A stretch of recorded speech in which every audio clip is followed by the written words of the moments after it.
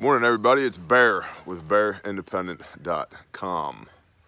This morning, I'd like to discuss with you the 7 key threats I see presenting themselves due to the current situation we find ourselves in. Of course, we can't actually talk about that, or your live streams won't upload, and all your stuff will be demonetized, and you'll get strange and precarious emails from YouTube and Google. The first thing that I believe we need to be very aware of is economic reset. I'm going to not go too deep into any of these. I'll allow y'all to jump into your own rabbit holes on your own time. Otherwise, this video would be 14 hours long. Economic reset. There obviously is a lot happening monetarily that would not ordinarily be happening. But, you know, never let a good crisis go to waste. So here we are. Couple that with the fact that we've known, just mathematically known, that we've needed a reset since 2008. That the financial crisis of 2008 was not resolved appropriately, and therefore we've all just been waiting for the other shoe to drop. You know, the figurative sword of Damocles to just fall and behead us. Well, it is my belief, based upon the intel that I've seen, and by the way, if you're not tuning into the Bear Daily Brief, you should be, based upon the intel that we've seen, that the primary motivator behind this worldwide issue that we're having right now is the crash landing of the world economy, the reset. How's that going to affect you? And this is a hypothetical question. A lot of people are not going to work right now. A lot of people are doing less work than they normally would right now. We are already starting to see prices on certain things plummeting and prices on other things skyrocketing. The stability that we've come to know and honestly taken for granted in the United States of America is going away. To what degree, I have no idea. However, it's certainly less stable now than it has been. So, economic reset. The next is food shortage. Food producers are, and have been for a while, they've been hinting at for a while, hey guys, things could get kind of bad. And they're saying now, hey guys, things are kind of bad. And they're definitely saying if things don't get better, that's gonna get really bad. Coffee. Coffee. Delicioso. If the system that feeds you is openly admitting that, hey guys, things are going to get kind of bad, and they're probably hedging their bets when they say kind of bad, that should be an indicator to you that you need to take as much personal responsibility over your daily caloric intake as possible. I'm not going to jump into this rabbit hole either, other than to say those of y'all who have been here for a long time, bless y'all, thank you. You have followed our move from North Texas suburban third of an acre homesteading, producing 40% of our own calories, to rural, deeply rural, producing a lot less than 40% of our calories right now, truthfully, although it is springtime, and we have in the last 30 days doubled the size of our flocks and herds, and tenfold increased our tilled areas for garden, as well as row crops. So, we're getting after it this spring. A lot of people have commented, Bear, you look tired. It's springtime on the homestead during a worldwide crisis, and all my kids are at home, and I still have 3 businesses and a ministry to run. Coffee. Yeah, Bear's a little tired. It's okay. We, the willing, have done so much with so little for so long that we can now do anything with nothing. That's right. Including sleep. So food production, you must take positive control of your daily caloric intake, whatever that looks like for you. And as the guy who has been screaming to the sky for the last couple of years, stack your calories to the rafters, stack food to the rafters. Yes, this is why we have food storage as a cushion in between the systemic failure of food production and us spinning up our agriculture. It's that interim period. Well, I don't know definitively that we are in that interim period, but it sure looks like we could be walking up to the precipice. We could be standing next to the line about to step over it, okay? Got just a handful of notes here. Number 3 is civil liberties. And these are in no particular order, by the way. I'm about done with this whole, hey, y'all can't go to church thing. I'm about done with the, oh, let's never let a crisis go to waste. Let's try and pass all these draconian laws that we've always wanted to pass anyway thing. Now, I wear this AR slung not because I'm particularly interested right now in watering the tree of liberty, but just in the off chance that I got to shoot something out here. And it's really good practice. Have you ever hoed a row of beans with an AR slung? When I say militant farmer concept, I mean it. It's good practice. But if things keep moving in the jackbooted authoritarian thuggish way that they are moving, my patience is getting thin. And I do not believe that I am alone in saying that. You don't get to tell people they can't go to church.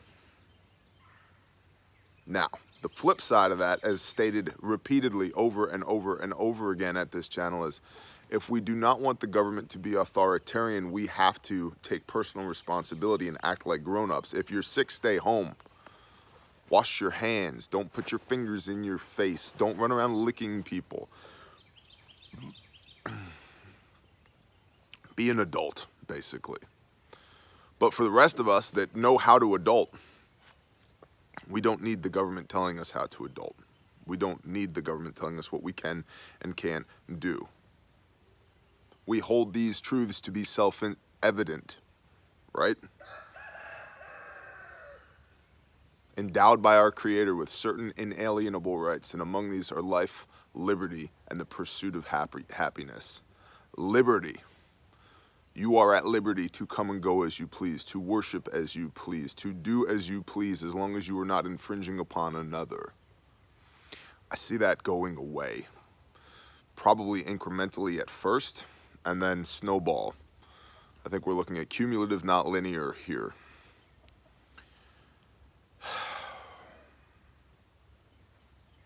And I feel the need to say it, so I'm going to say it because I've said it before on camera. If we have to go down that road, let it be in my day. Because if somebody's got to wear a plate carrier, I don't want it to be my son. I don't want to wear the kit. I don't want to do that. I don't want to have to do that. But I really don't want my son to have to do it. That's number 3. 4, fuel and transportation. Right now, fuel is cheap. I don't believe that's going to last.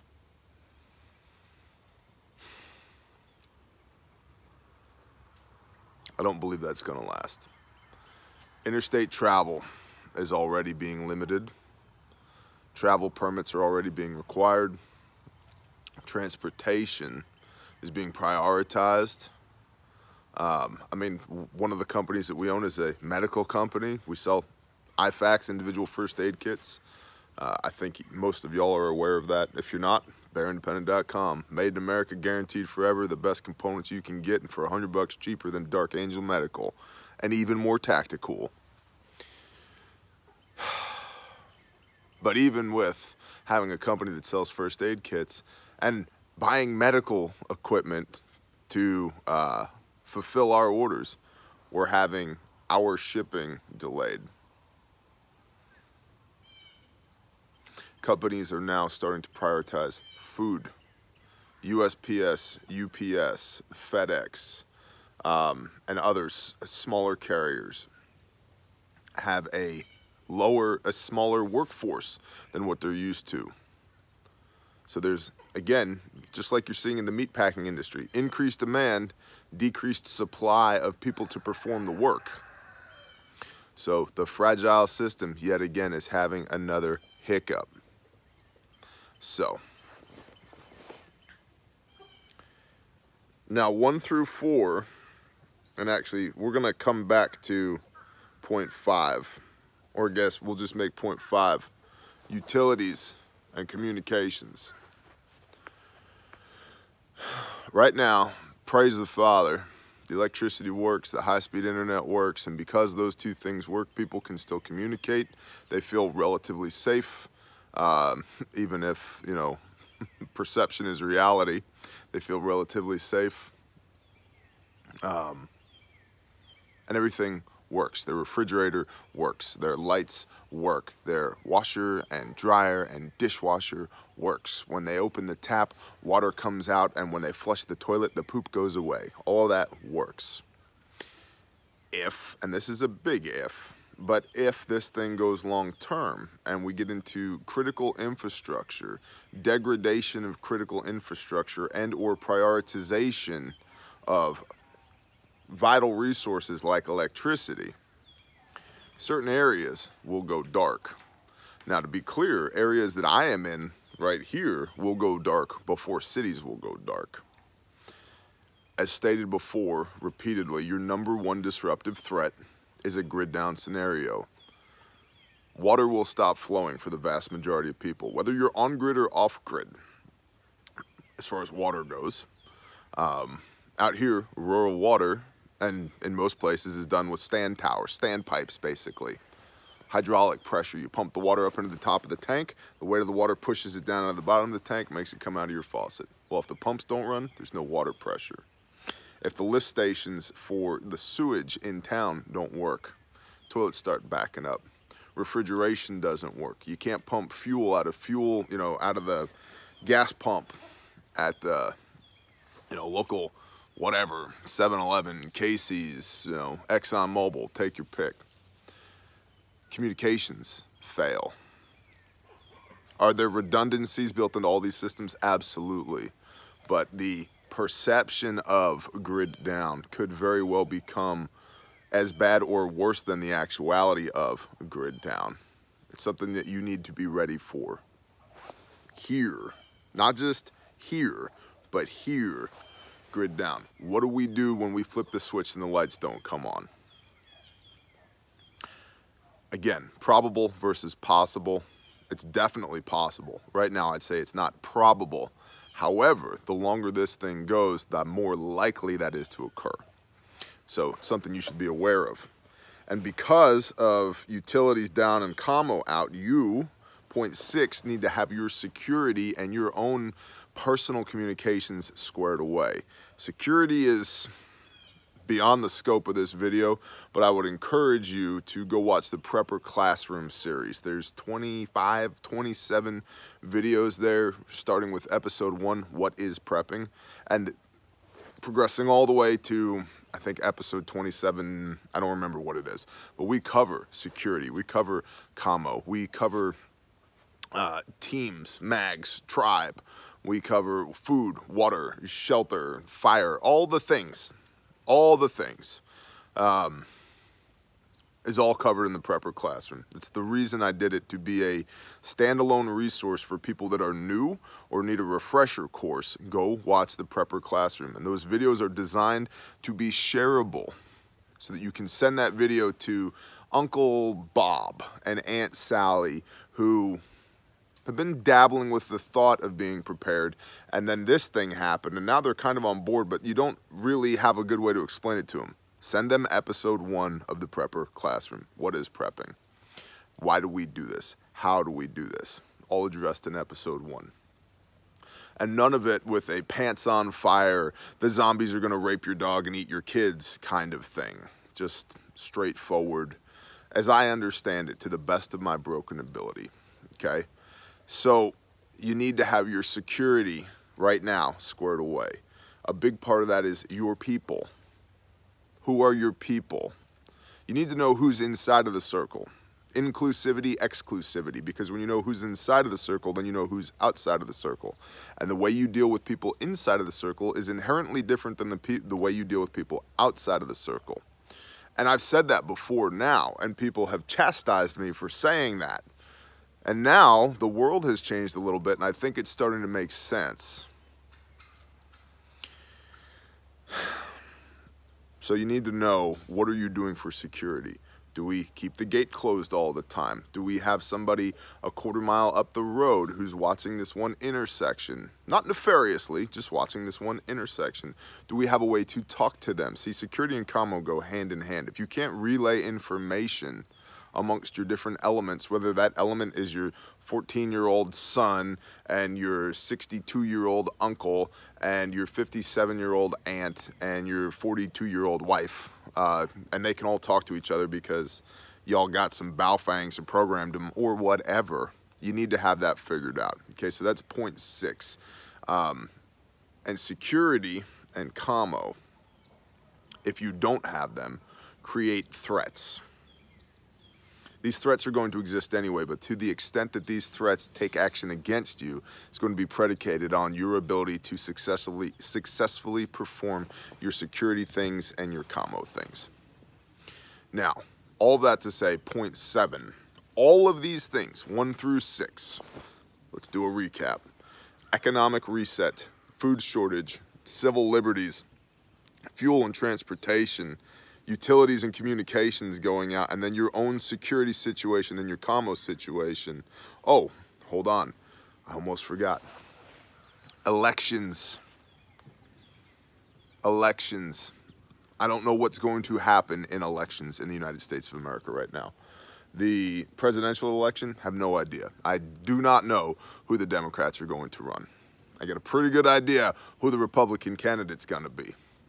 And I can just imagine the poo hitting the le ventilator come November, if we are still in a state similar to what we find ourselves in right now, and there's no Democratic candidate, and the Republican, the incumbent president, I can just see it. It's going to be a mess. And I've said for a long time at this channel that my kind of 3 pillars of potential SHTF, that what I keep an eye on, are economic instability. Hey, we're here now.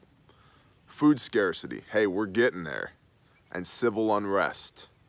And we're on the precipice of civil unrest. If these elections don't happen, or don't happen the way most people would like to see them happen, we have a huge potential for civil unrest. To say nothing of the statewide elections, that nobody's really sure what's going to happen there either. So keep an eye on that. That is absolutely a potential threat that comes out of all of this. Now, all of that to say, again with the recap, economic reset, food shortages, civil liberties, fuel and transportation, utilities and communications, which inform your security situation and your communication, and the elections all lead to, drumroll please, regular and irregular threats.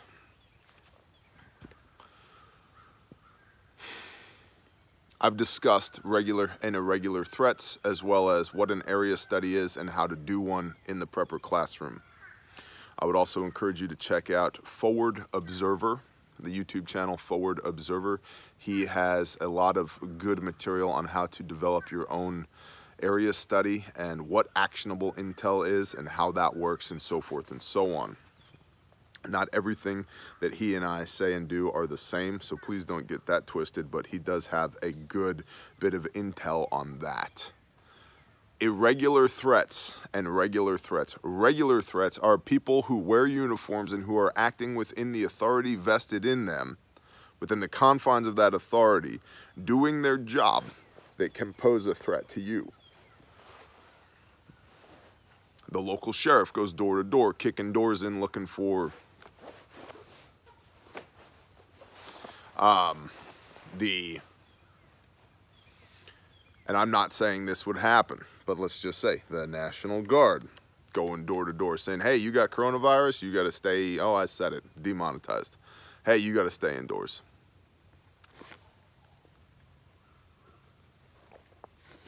Regular threats are people wearing uniforms doing their jobs that pose a threat to you for whatever reason. You need to do an area study to figure out how that might affect your life and what you can do about it, and figure it out now so that before it happens, you have a plan. A good plan executed now is better than a perfect plan executed later, right? Paraphrasing.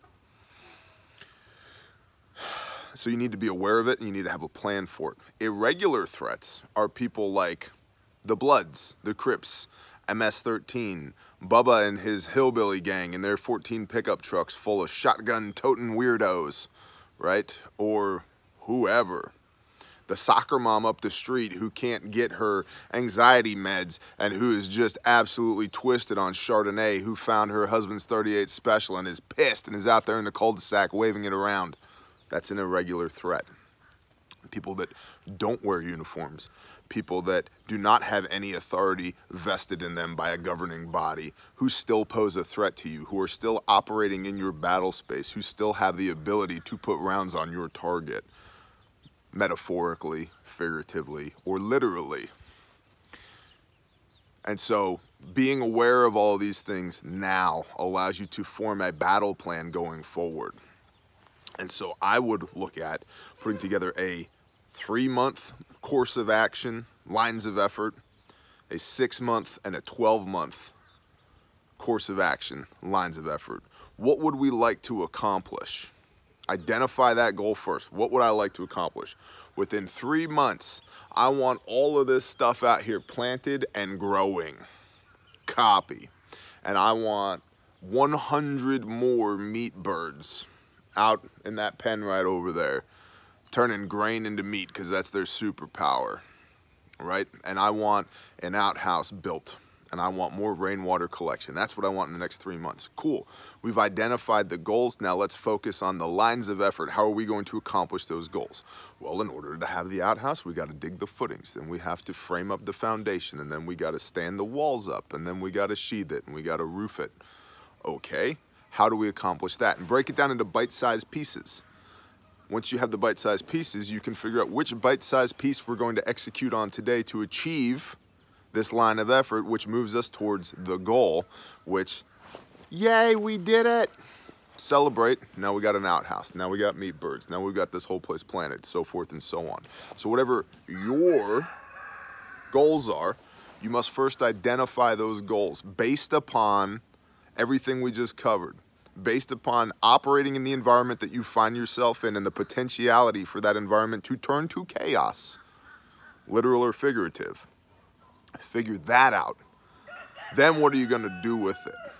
So this whole thing, the whole idea here is not to get stuck in the now. It's to project forward from where we are to where we want to be, so that we have a clearer picture of the environment that we're operating in, so that we can execute appropriately, so that we don't become statistics, so that we can perpetuate normalcy for the people that we love, so that we can do our job to execute leadership, headship, and stewardship over the environment that we find ourselves in,